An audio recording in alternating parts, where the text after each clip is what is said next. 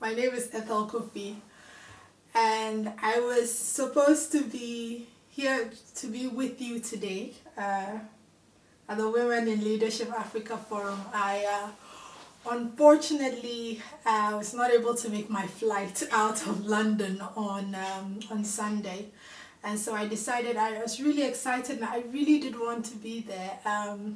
So I decided to put together the video, a video of what I was going to say, and hopefully you'll get to hear it and hear my story. I apologize for not being there. I would have loved to. It's an amazing bill of women. I am CEO of I have a t-shirt here. I'm CEO of Ethel Technology Consulting and founder of Women in Tech Africa, and I'll tell you a little bit more about these roles as I tell the story. So I have 3 stories to tell that pertain to my journey and my life. Let me share with you story number 1, and this is my story from sort of career-wise, from start to where I am now, and then just that journey. That's one story, and I'd like to share that story. So I left Ghana for I left to start a master's in distributed systems in the UK. So I did sort of, most people do sort of a computer science degree and do an MBA and to balance that. And I was so determined to be a tech, to stay in the tech industry. I ended up doing an MSc in distributed systems against everybody's advice.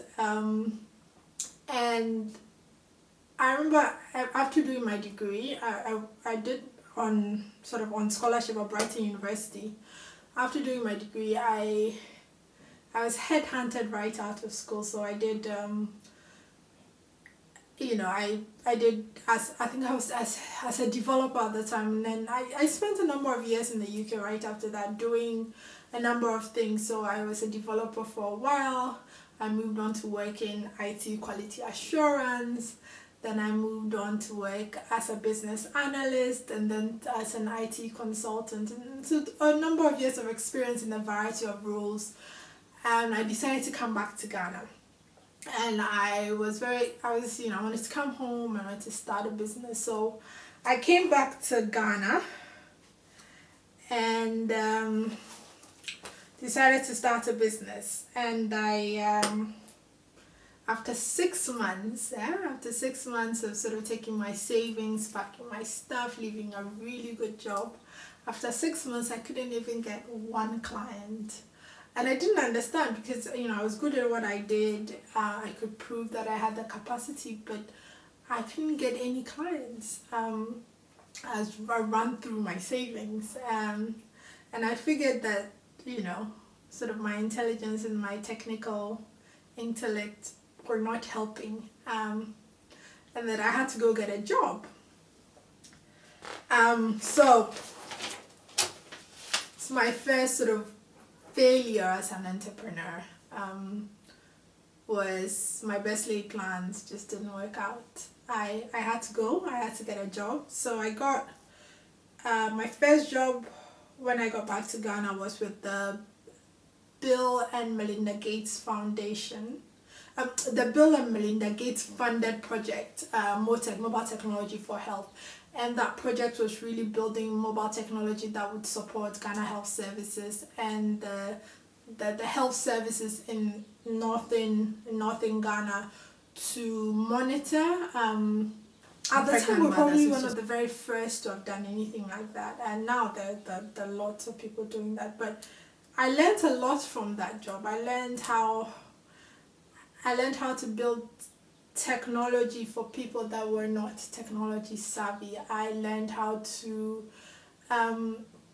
help gather the requirements for people who did not clearly understand what the benefit of the IT or the technology was to them. I also learned how to work with a different team. So we had we had a team working out of the US that was doing development. We had a team working out of India that was doing development. And so this is a really good sort of learning ground, me sort of understanding. Actually, it's one of the things I'm really proud of. This is working on technology that was actually affecting lives and actually saving lives. I left that project, but that project has gone on to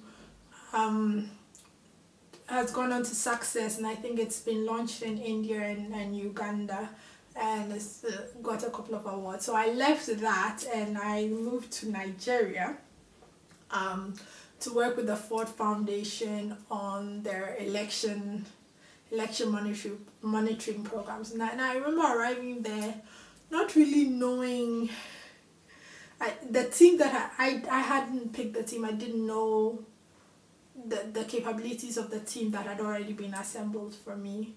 And it was very interesting because I think after the first 2 meetings, I tried to shake the hand of one of the guys on the team and he wouldn't shake my hand. And I just thought to myself, okay, I'm here to deliver a project on time and within budget, and that's exactly what we did. We delivered that project. It was for the Nigerian elections at the time, and it was a very high profile project. It was initially named Transform Nigeria, and it became Reclaim Nigeria. I think you can still find that online now. And despite being, a team of men who didn't appreciate that I was there, and also didn't appreciate that we couldn't find somebody in. There was always the talk of, why can't we find somebody in Nigeria to do this? Why do you have to bring somebody from Ghana to do this? And I was able to navigate those waters. And it was not easy, and it wasn't funny at the time I was going through it. But it was a really good learning time for me, because I learned how, for the first time, I began to understand what it meant to be a woman in my field and the issues that were associated with it. On the day that we were testing the project, there was bombing in Abuja. There was this Boko Haram bombing in Abuja, and finished that project, handed it over, got on a flight right back to Ghana. Yes, that's a story and a half. And then from there, I went to Sierra Leone. I went to Sierra Leone and worked with a firm out in Sierra Leone. I didn't really enjoy Sierra Leone. I left earlier than anticipated, but again, it was lesson learning from a culture that's very different from sort of the culture I experienced in the UK or the culture that I experienced in Ghana, or even the culture that I experienced in Nigeria. Sierra Leone was much slower than Ghana, which is, I used to complain Ghana is slow, things don't get done quickly, but Sierra Leone was slower. So just learning how to deliver, even in that situation, even in the situation where people are like, next week. This is a really interesting sort of background for me. I have to understand, coming from a failed entrepreneur, working in different roles, I never forgot that I wanted to be an entrepreneur. I wanted to own my own business. And a lot of these jobs that I took and worked on were really good to help me build the muscle to become an entrepreneur. My last corporate job was with Vodafone Ghana. I was head of commercial solutions at Vodafone Ghana. And Vodafone Ghana was great for learning about, a lot of great learning from Vodafone, to be honest. One of the things that I really enjoyed learning was learning about how to use data to make, on-ground data to make strategy decisions and to direct the business. So Vodafone as a business is very much, especially the sales side of things, was very much based on collecting the data from where sales are going, what is happening, are sales dipping, things like that, and using that to build strategy to propel the business forward. And I'd never really seen that done, and that stuck with me. And then learning how to sort of compile data, read that data, and understand that data to strategize and align your business with what is happening on the ground was an amazing learning thing. I also learned how to sell. So my part of your, when you join Vodafone, part of your orientation is you spend a couple of days, the whole week of orientation, you spend a couple of days on different parts of the business. And as part of it, I had to spend a day on the ground with the sales team selling SIM cards and selling scratch cards. Now, I mean, you would in the moment you think, that's beneath me, but it did give me an understanding of the bread and butter of the business. And the bread and the butter of the business was that people bought SIMs and made calls, and people bought scratch cards.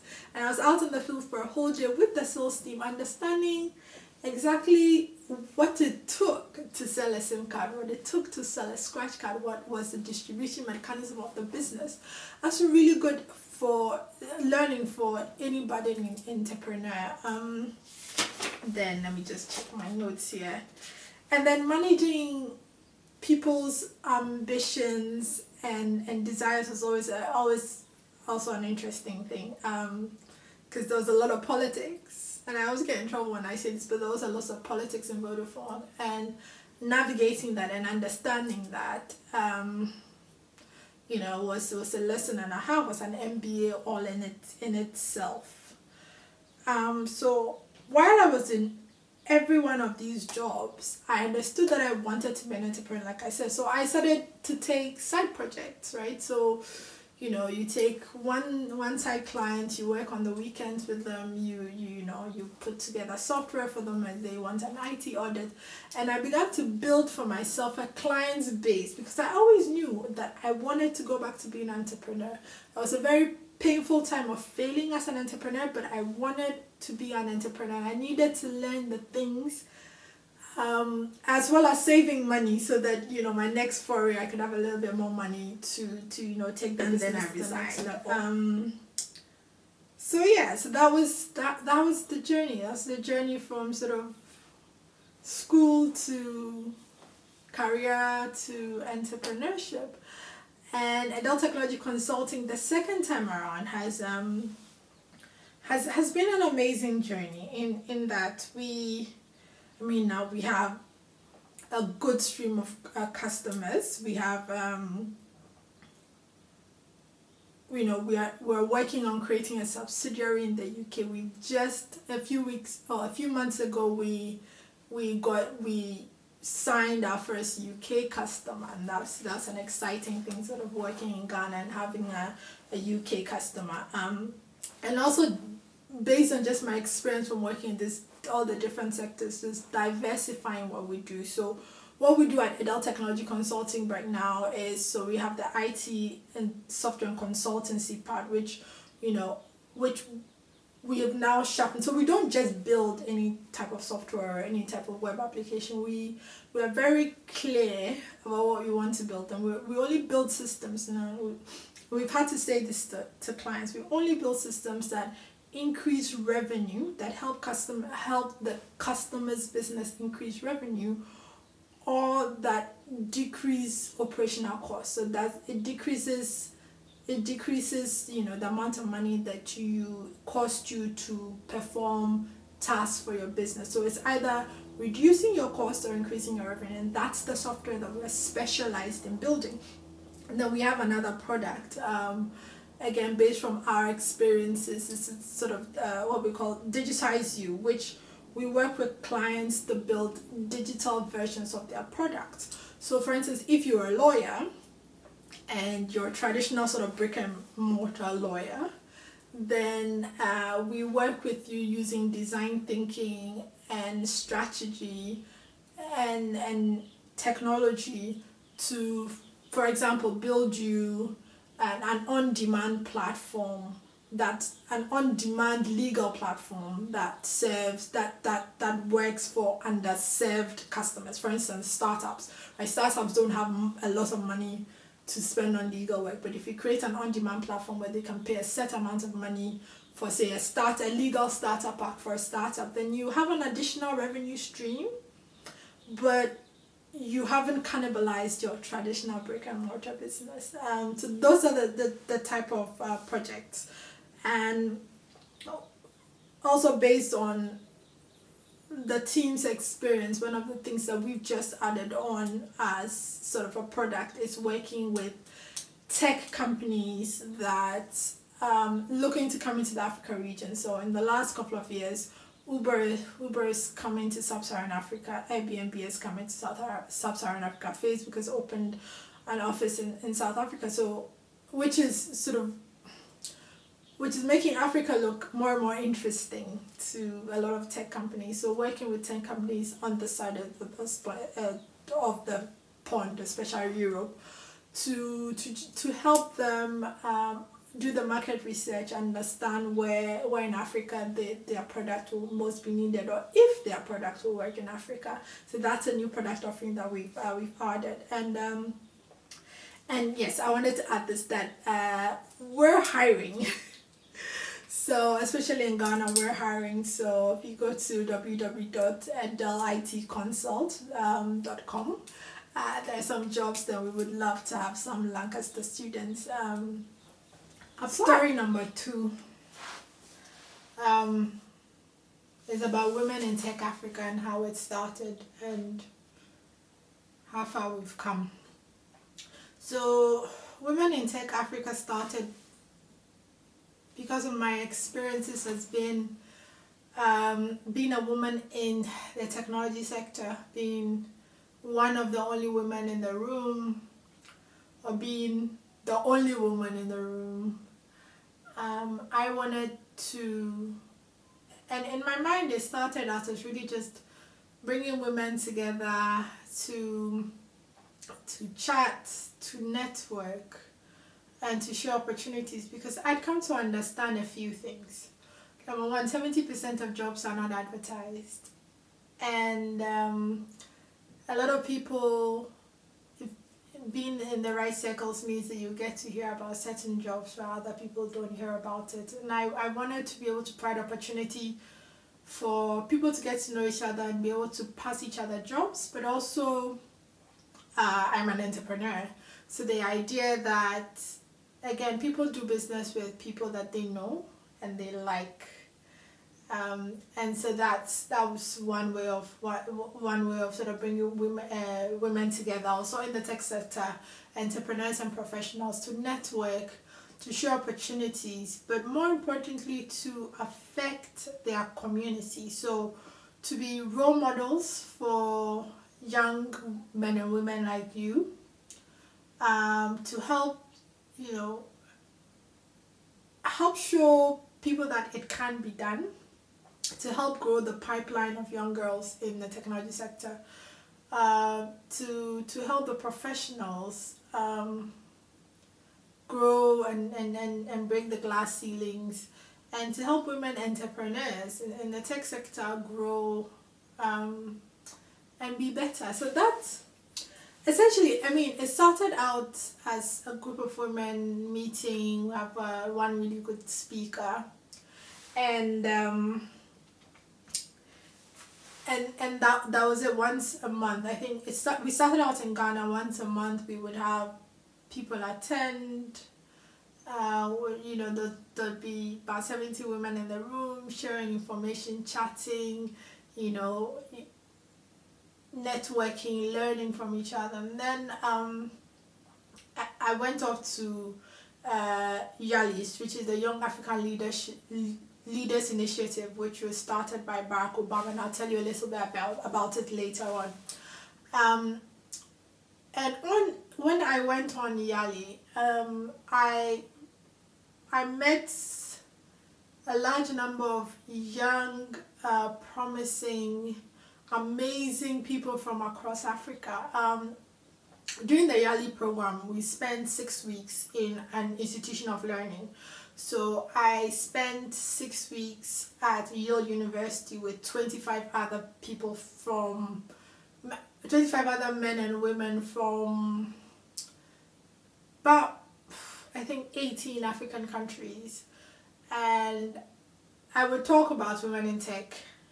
At the time, it was Women in Tech Ghana. I would talk about it. They say, I know women in tech. My industry, in my country, would you like to connect? So being part of the Yali program and being at Yale with those guys, I was able to connect with hundreds of women across Africa in the tech sector. And I thought, oh, why don't we just have a Pan-African meetup? And so we did. We planned the Pan-African with really good speakers from IBM and things like that. The program itself was it was online, so the program itself was fraught with issues with internet and extra, but we took it to Twitter, and that's really where we set the whole place ablaze with sort of chatting and discussing on Twitter.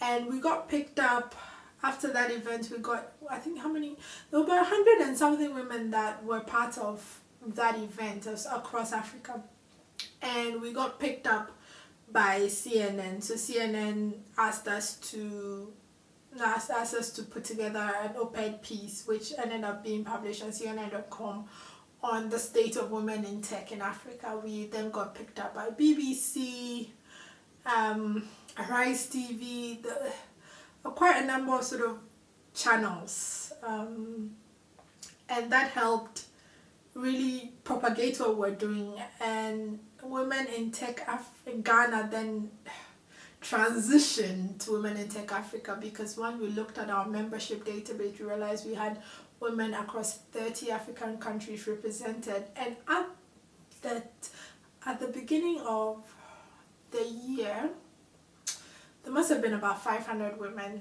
in that group, and now I have to check. So 500 women across 30 African countries. And we decided, just based on that, to begin to have physical chapters. So at that time, it was just, there was only a physical chapter in Ghana, and so we wanted to start opening our physical chapters. And so we opened up the diaspora group in the UK, and on the 10th of September, the Kenya group also opens up, and then after that, Zimbabwe and Nigeria, which we'll have, like we have in Ghana, where it's a physical event and people come and network, versus a virtual event. We are now beginning to have hubs. We have events. We've done events all over. As I've mentioned, all over. We've done a couple of events in Nigeria. In Ghana this year, we did training programs for female entrepreneurs on how to use technology to grow their businesses. We do quarterly events to bring women together. We did an event with USAID a couple of months ago, bringing also women across Africa. So just to network and to share opportunities and to help each other. So it's been a really exciting time with Women in Tech Africa. And I always have to say this, we've done, Women in Tech Africa is always a hobby. It was, that's what it was. It was something I was passionate about. It was something that was a hobby. And somebody was just pointing out to me the other day that we had created essentially a multinational organization without any money. A lot of the things that were done with Women in Tech Africa, we had done by using our networks and pushing our networks and using our advantages and skill sets.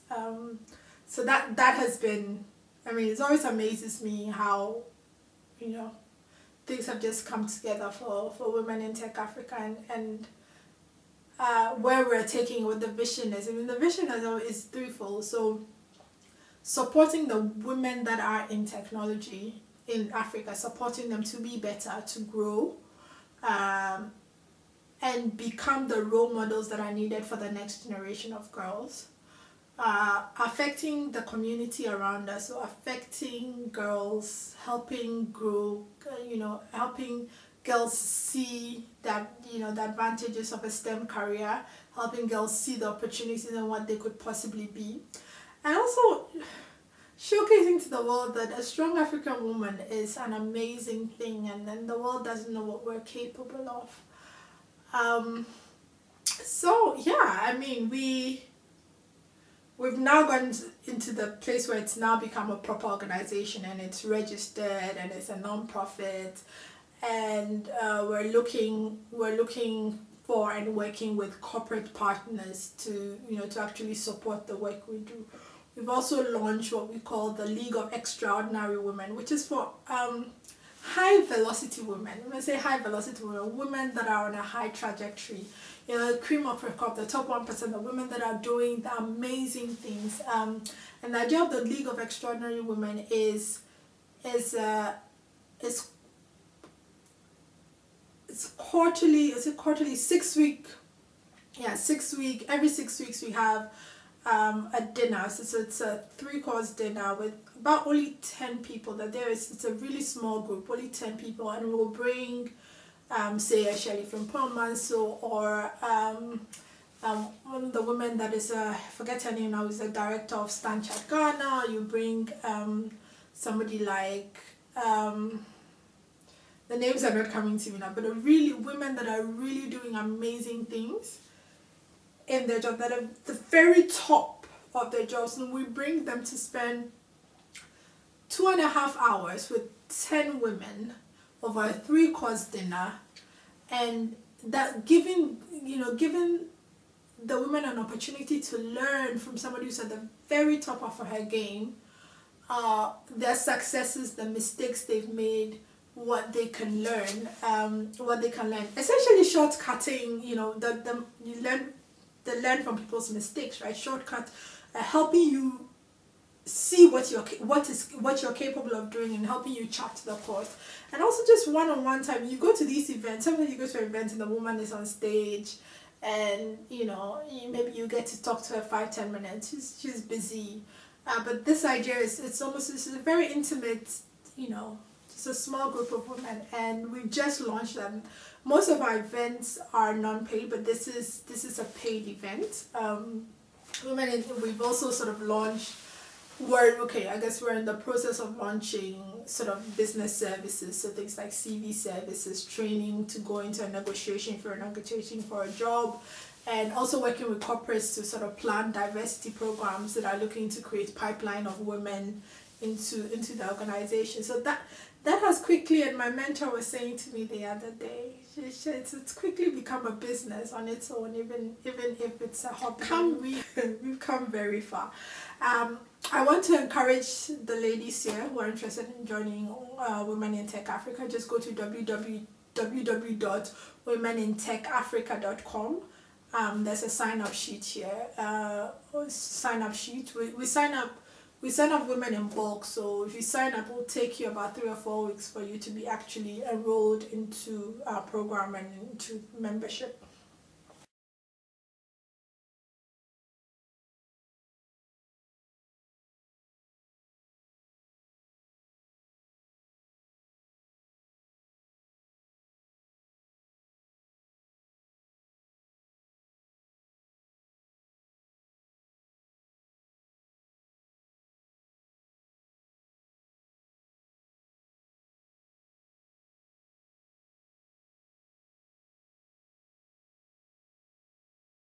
I know I've talked a lot, but I really do want to say take the opportunities. And that's something I find that even running Women in Tech Africa is hard, because one of the things we do is to work hard to find opportunities and share with the group. So it might be jobs, it might be opportunity to partake in media, in the speaking at a conference, and sometimes we don't take those opportunities, and it's not because we're not good enough, because culturally sometimes we